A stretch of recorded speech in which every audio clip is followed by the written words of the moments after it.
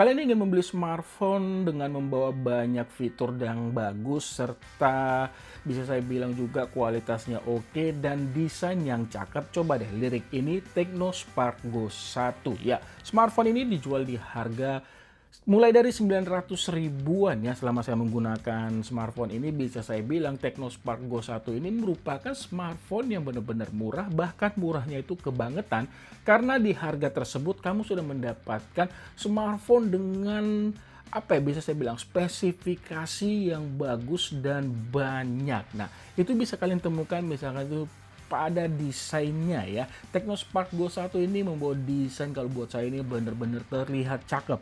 Memang untuk desain kamera yang dihadirkan masih terinspirasi HP Apple Croak ya. Tapi ini bukan 3 boba lagi ya, melainkan 2 saja. Setidaknya ini memberikan angin segar lah bagi mereka yang bosan dan gak suka HP Android tapi desain kamera boba 3 dan yang cuma kepake juga di sini satu doang. Nah, yang mewah dari HP ini ada pada back covernya.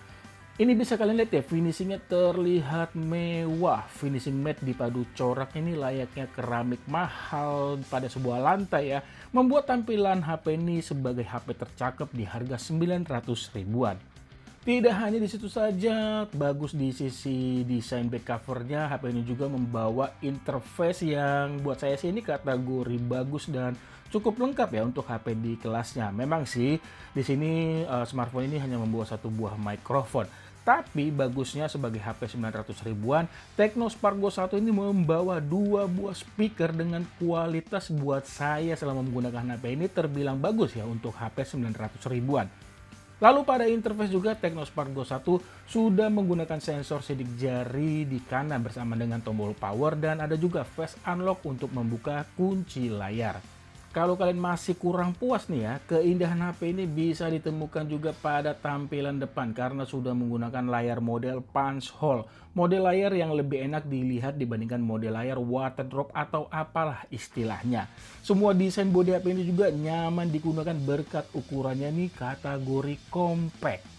Tecno melengkapi HP ini dengan durability yang kuat. Misalnya HP ini jika terkena cipratan air tetap aman ya berkat sertifikasi IP54. Lalu HP ini juga terbilang aman jika tidak sengaja terjatuh ya walaupun tidak ada embel-embel kualitas militer ya. Dimana di sini dengan syarat ketentuannya itu kalau Tecno sih menguji coba dengan ketinggian maksimal 1,5 meter.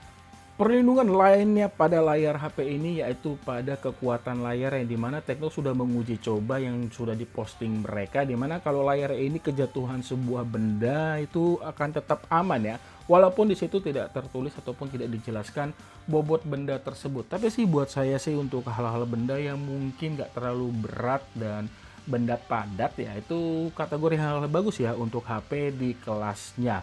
Dan yang paling wah juga di harga 900 ribuan HP ini juga masih tetap bisa dioperasikan jika kondisi tanganmu basah ataupun layarnya kena air. Ini sih hal yang bagus dan cocok banget nih buat kalian yang kerjanya driver ojol yang mungkin di tengah jalan tiba-tiba kena gerimis terus kalian lagi dapat orderan, tenang aja layar smartphone ini masih bisa kok dioperasikan. Nah, di harga 900 ribuan kamu itu sudah mendapatkan smartphone dengan durability yang benar-benar bagus ya, mulai dari durability body dan kacanya itu sendiri. Jadi sangat jelas dan saya juga setuju kalau Tecno Spark Go 1 ini merupakan smartphone membawa kualitas no drama. Masih pada sisi depan, Tecno Spark Go 1 hadir dengan layar seluas 6,67 inch dengan kualitas yang buat saya ini masih kategori bagus ataupun nyaman dari sisi visual. Walau layar masih menggunakan resolusi HD+, selama menggunakan HP ini, ketajaman yang dihadirkan masih kategori oke kok. Lalu panel IPS LCD yang disematkan mampu memberikan tampilan dengan warna yang tidak terlihat pucat. Fitur layar yang tidak kalah keren untuk smartphone di harga jualnya mulai dari 900 ribuan yaitu dihadirkannya yang namanya refresh rate 120 Hz. Jadi akan jelas ya memberikan tampilannya ini akan terlihat lebih halus. Mengenai software ini juga sudah berjalan pada Android 14 kalau saya baca di GSM Arena sih Go Edition ya dengan tampilan antarmuka iOS v14.0.1. Software di atas dipadu hardware yang terbilang bagus juga ya untuk performanya. Tecno Spark Go 1 ini mengandalkan chipset Uni SoC T615 dipadu CPU octa-core. RAM-nya ini ada dua ya, dengan pilihan RAM 3 itu pasangannya 64GB, lalu ada juga RAM 4 dengan pasangan 64GB, ada juga RAM 4 dengan pasangan 128GB untuk storage-nya seperti unit saya ini. Selama saya menggunakan smartphone ini, saya akui performa yang dihadirkan termasuk bisa diandalkan sekedar buka aplikasi-aplikasi ringan ya, seperti sosial media ataupun nonton YouTube. Cocoklah buat mereka yang mau hijrah dari feature phone ke smartphone.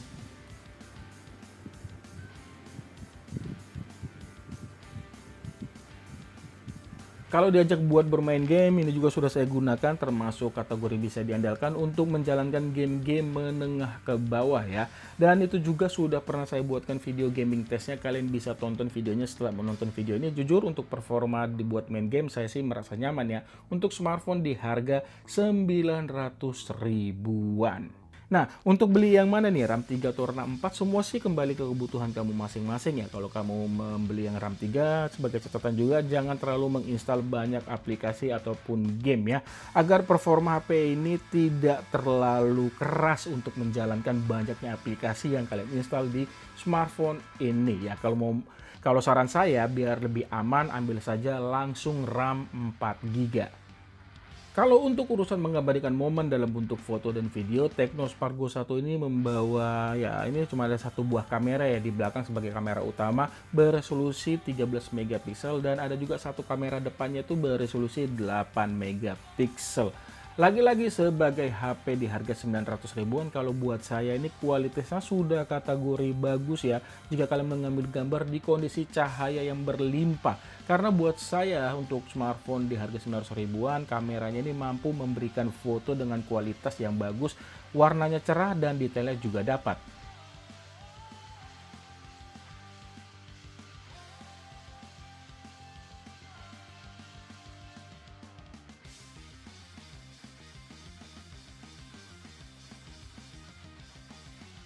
Untuk foto-foto di kondisi malam hari ataupun mendekati low light ya, ini sih buat saya bukan yang wah banget, tapi ini sudah kategori cukup bagus ya, nggak malu-maluin juga dan tidak seperti smartphone di harga 900 ribuan. Ya, yang saya suka juga ini warna fotonya tidak hilang walaupun detailnya hilang dan timbul yang namanya noise. Buat saya sih ini masih kategori hal yang wajar.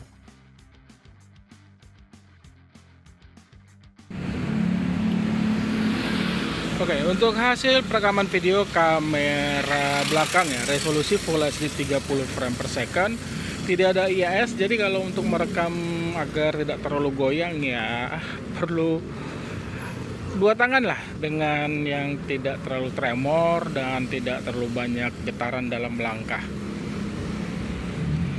Ya, seperti ini dia. Dan sebelum merekam itu kamu bisa mengaktifkan yang namanya beauty, tapi ketika diaktifkan beauty-nya itu resolusi perekamannya mentok di HD saja. Dan ini akan saya coba untuk autofokusnya.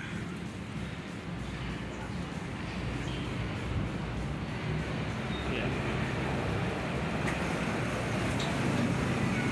Oke, kategori bagus ya untuk autofokusnya kalau buat saya. Ini contoh perekaman video kamera depan resolusi Full HD Plus, yang artinya juga beauty-nya saya matikan ya.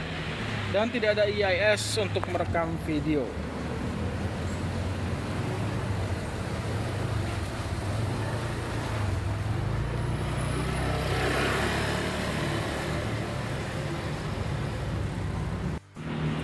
Seperti ini dia ya untuk contoh perekaman video kamera depan, di mana untuk beauty-nya ini saya aktifkan ya, jadi resolusinya ini hanya SD saja ya, kurang lebih seperti ini.